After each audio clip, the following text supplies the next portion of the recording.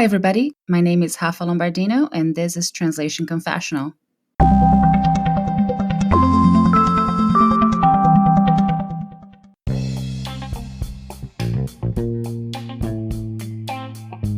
Before we get started, let me tell you a bit about Cave Day, which leads group-focused sessions for a worldwide community every day on Zoom.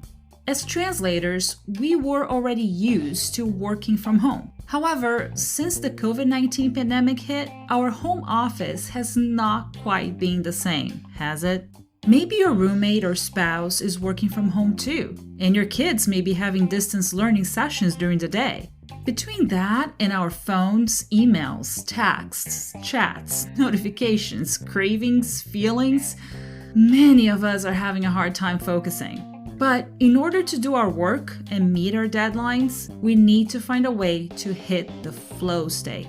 Cave Day is like a group fitness class, but for work. A trained guide leads check-ins, deep work sprints, and energizing breaks. Cave Day members say that they can get 2.5 times more work done while they're inside the cave, and many finish their entire day's work in only 4 hours. Wouldn't it be wonderful if we could avoid distractions, stop procrastinating, and get all our translation projects done in a half day's work? What would you do with the rest of your day after you had a chance to become focused and productive that way? If you want to find out, join the world's most focused community. Translation Confessional listeners can try a free 3-hour session inside the cave. Visit caveday.org using the promo code TRANSLATION, all caps, and become more focused and productive today.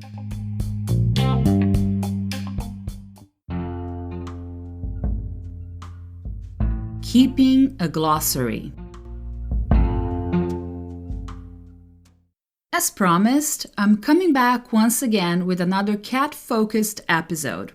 If you haven't listened to the last 2 episodes yet, check them out to get a broad idea of what cat tools are all about and things you must keep in mind when first setting up your translation memories. And don't forget to check the link I left here for you so you can watch some short videos that explain how cat tools are extremely helpful for people like us who translate day in and day out. The topic I wanted to focus on today is glossary creation. That's a crucial part of what cat tools have to offer, and having your own glossary will help you keep your terminology consistent with client preferences and areas of knowledge, especially during a long-term collaboration. In other words, until you start updating your own terminology database, you have no idea how much time you have wasted double-checking and confirming the exact same term several times when working with a client once a week, once a month, or once a year. I mean, some words can be pretty black and white. That is, A in the source language equals B in the target language. But as translators, we all know that it's not always the case, right? Otherwise, anyone with a decent bilingual dictionary, or even a machine, could translate documents accurately all the time based on word-per-word replacement.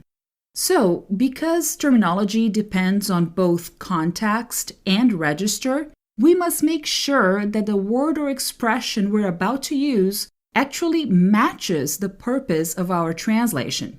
You may need an equivalent based on the area you're working on. That is, the word deed means something in particular if you're talking about a legal document, but it means something completely different if it's about someone doing a good deed. Besides, you also have to take the target audience into consideration. What language register should a translation use? Is it formal or informal? Is it plain language? Is it consumer-oriented? Or is it for experts in a given field? Is it something highly technical? Is it for children? Considering all that, it's great to have your own personal dictionary as your glossary, especially if you work with clients that have their own list of preferred terminology and technical terms that must be followed to a T. Believe me, you don't want to have to look for a document you translated last year to try to find that one word that fits the context and purpose. You can have your terminology options right there at your fingertips and make a decision in a split second.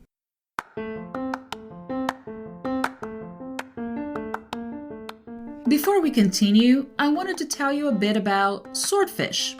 I have been using it as my main CAT tool since 2008, and it has really helped me improve my productivity as a translator. Since it uses open standard file formats, I can work with clients and colleagues who use other CAT tools, importing and exporting files easily and centralizing all my work in a single program. Version 4 just came out, and I'm blown away by how streamlined the entire process has become. I've noticed that the response time is much faster. If you'd like to give Swordfish a try, go to this webpage, bit.ly/tc-swordfish. Once again, the webpage is bit.ly/tc-swordfish. Swordfish. Hope you like it. Let me get a bit more technical about this subject. We refer to glossary as a general term, but what CAT tools actually have is a terminology database. They are similar to translation memories, but instead of recording entire segments in the source and target languages, they will record a word or an expression in both languages. Having said that, your terminology database must be separate from your actual translation memory. Remember, CATs don't do the work for you, and you must give them the information they need so they can actually help you. As you're setting up your databases, you must point your CAT to the TM it should use when trying to find your previous translations for the same client or about the same subject. And you must also tell your CAT where to look for your previous keywords. Different CAT tools offer different options for you to record new terms into your terminology database, but they are all similar in how they present that information to you. If you have already entered a term to a glossary, and that exact word or a variation of it, be it singular or plural, male or female, that keyword will be shown to you so you can use it again if it fits the current translation. So I say that you're giving different options on how to record terminology because some CATs may overwrite words that are repeated. In other words, let's say you have already recorded something like casa in Portuguese as house in English. If you were to record casa equals home to use a different target term for the same source, you may end up losing that first record that indicated casa equals house, and it will be now replaced by casa equals home. Some CATs may be capable of recording several target terms for the same source, so you can make a decision on a case-by-case basis and select the keyword that fits like a glove. There are CATs that even allow you to enter more information, such as whether a word is a noun, a verb, an adjective, an adverb. You may associate it with a given context, such as general, medical, legal. So the best thing you can do is familiarize yourself with the CAT you decide to use and make it work for you. That will only help you save time and use terminology consistently.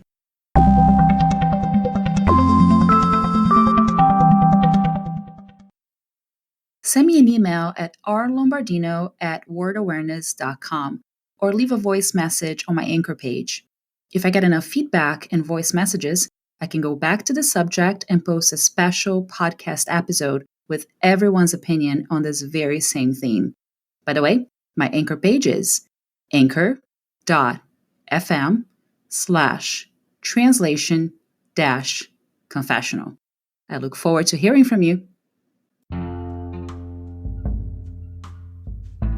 Stay tuned for weekly episodes and subscribe to Translation Confessional through your favorite podcast app.